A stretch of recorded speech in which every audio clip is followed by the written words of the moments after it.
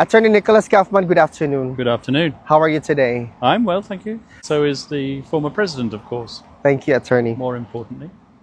Attorney, the pretrial chamber, one, recently rejected the renewed request for interim release, which you described as erroneous. Could you exemplify what makes the decision, in your view, legally and procedurally flawed? When I describe a decision as being erroneous, I'm using legalese. It's a term that we have to use if we're going to make an appeal, because appeals are decided on the basis of errors of law and errors of fact. So we have identified what we believe to be a number of errors of law and fact in the decision on interim release. We've filed our notice of appeal, and today we've filed our brief in which we give our reasons for these alleged errors. Now, I'm not allowed to obviously detail those errors because the document has been filed confidentially. Attorney, do you believe that the pretrial chamber, one, failed to properly consider all or any of the key arguments or evidences presented by the defense? As I said, I've raised a number of issues on appeal, one of which is the failure to properly consider the very stringent conditions of release which were proffered by a state party. I'm not going to tell you which state party that is, but we believe that the first instance chamber, pre-trial chamber, should have taken these things under consideration and give a better weight to them. We believe that that was an error, but once again, I don't want to get drawn too much on the exact nature of the appeal. I'm not allowed to detail it. Attorney Nick, the pretrial chamber, one, in its decision, has taken into account the public statement made by Vice President Sara Duterte. Do you consider this a form of injustice or a breach of judicial impartiality? I don't want to comment on that, but some of the statements that were made by the Vice President were clearly made in jest. I mean, there was this comment about organizing a jailbreak. Yeah. And I have to laugh at that, quite frankly. Yeah. Everybody who hears that knows that it was a joke. No one can really seriously believe that the Vice President of a sovereign nation would organize a jailbreak from a place like this. I mean, come on, let's be real about this. Because, Attorney, I was there when the Vice President made those statements. Yes. Yeah. And you understood it as a joke just like everybody else. Exactly, Attorney. Attorney Nick, in what ways might this inclusion of such statements influence directly or indirectly or prejudice the pretrial chamber one's decision-making processes? Well, I think that excessive comments on the judicial activity is not something that should be encouraged. The judges of the International Criminal Court have a job to perform, just as counsel have a job to perform, and they shouldn't have their every act scrutinized in the media. Once again, I give the judges the credit of performing their duty as is expected, and I hope to convince them now on appeal that the former president should be released. Attorney, in what ways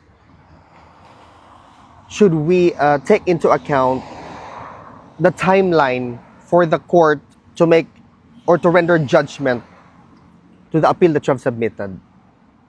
You mean a judgment on the interim release, yes, on appeal? Well, once again, the liberty of the individual, interim release, is a fundamental right. Obviously, that right can be curtailed if the judges find that there is cause to curtail that right. And the curtailment of that right is founded normally on three factors, one of which is the risk of flight, one being the risk of interference with witnesses, and the final one being the risk of continuing commission of crimes. But as I said, it's a fundamental right which should be decided speedily, expeditiously, and I anticipate that once the pre-trial chamber has received all the submissions, obviously the prosecution will have to respond to our appeal, and also the victims will be given the opportunity to respond to our appeal. I anticipate that the decision should be rendered within the month. Within a month, okay. Attorney, while the appeal on the appeals chamber's decision, on the pretrial chamber one's decision is still pending, are all related motions filed by the defense being reviewed simultaneously? What do you mean by all other motions? I mean, like, obviously, there's a decision by the appeals chamber with respect to the motion you submitted to disqualify the chief prosecutor can, but all of the other pending motion, indefinite adjournment, jurisdictional challenge, and Yes, all of those matters are still live and active, and the appeals process on interim release does not impact on the timeline or the schedule for deciding other matters. In fact, we are busy, as you know, at the moment, litigating the issue of competency, fitness to stand trial. yeah. I'm not at liberty to tell you exactly what's happening there, because once again, much of the information is subject to confidentiality. And I should like to stress that also in the matters relating to the former prosecutor, sorry, he's not the former prosecutor, he's still a prosecutor. Obviously, he's taken himself out on suspension. However, a decision on our request to disqualify him is, to the best of my knowledge, still subject to confidentiality. Attorney, on that particular note, do you think that there is a reason to think otherwise, that the ICC handled all of the processes or the motions that the defense submitted with sufficient fairness and transparency? I don't want to pass judgment on the ICC judges. It's not my position to do so. They have a job to perform. I have a job to perform. They make their decisions. If I believe that these decisions are erroneous, and I've told you that is legalese, then I file an appeal, and then the judges on appeal decide. Attorney Nick, on a different matter, several civil society organizations have welcomed the pretrial chamber's once decision, expressing relief over the denial of the former president's interim release. How does the defense team respond to this public sentiment? Well, I'm not going to criticize victims. It would be foolhardy for me to do so. I do criticize, however, the comments made by certain civil society activists, masquerading as lawyers sometimes, in the media, criticizing defense submissions, criticizing defense activity, criticizing decisions rendered either in favor of the defense or against the prosecution, whatever you have it. So the criticism, or can I put it, the relief, as you put it, expressed over the rejection of the former president's request for interim release, I believe to be misplaced. And once again, there are many things that I could talk about which offend me. Many things said by civil society activists, which I choose not to comment on. Attorney, do you think that these reactions reflect a misunderstanding of the legal process, or do they reveal, rather, deeper political or emotional divides within and outside the Philippines? Well, let me talk about outside the Philippines first of all, because wherever I go in the world, and I travel a lot, I have always been met with support, wholehearted support for the former president. I have not come across one person who has said, we don't want the president to come home. Everybody wants him to come back to the Philippines. So when you talk about dissent, there's certainly no dissent in the diaspora. Not at any rate dissent that I've noticed. So I don't think that the criticism reveals anything too much. It just reveals the thoughts and impressions of a minority of civil society activists.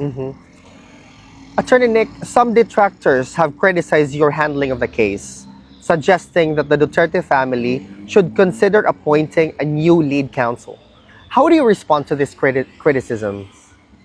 Well, I know who those detractors are. A minority of people, a very vocal minority of people. At the end of the day, I'm not a magician. I'm doing my job. I'm doing the best I can. And furthermore, the former president is happy with me.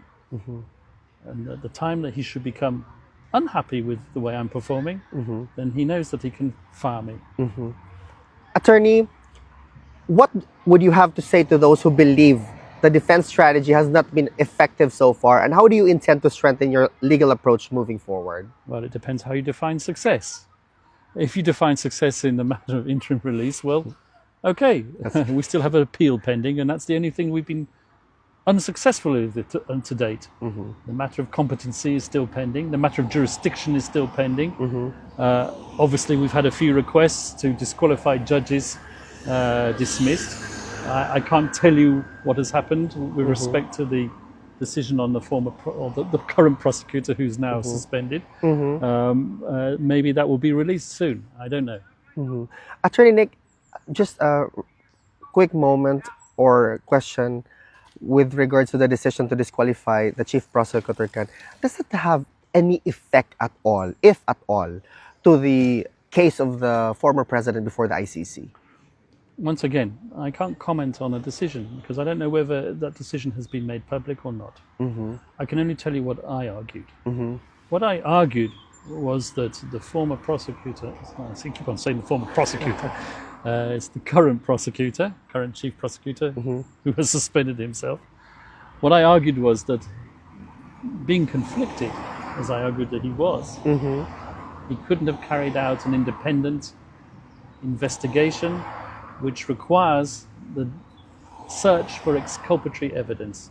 What is exculpatory evidence? That's evidence which can be used to acquit the former president. You see, the Office of the Prosecutor has resources that the defense doesn't have. And the Rome Statute, which is the constitution of the court, obliges the prosecutor to look for the truth. And by looking for the truth, he also has to consider exculpatory evidence. So what we argued was that having a prosecutor who formerly represented victims suddenly changing sides and becoming the prosecutor, he can't really carry out his role as the prosecutor as should be expected. So effectively, the investigation was contaminated. When he represented those victims, it was back in 2018. When the arrest warrant was issued, it was 2025. He became prosecutor in 2021, 2022. So 3 or 4 years went by when he was supervising the investigation against the former president, yet not disclosing the fact that he'd formerly represented victims. As I said, I can't comment on any decision that might have been rendered.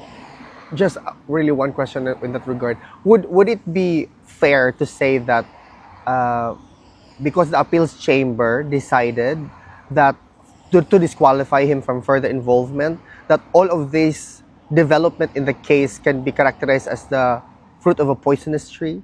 That Alvin, I can't comment on that. As I've told you, I don't know what the decision to release or not to release this information is at the present moment in time.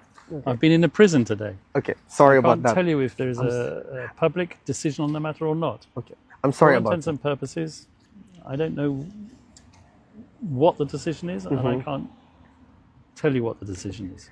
Attorney, one last question. Do you have a message to convey to the Filipino people closely monitoring the case of the former president? Yes, I do. Be strong, hope for the best, and trust us to do the very best for the former president. Thank you We're so working much. hard. We've made an appeal.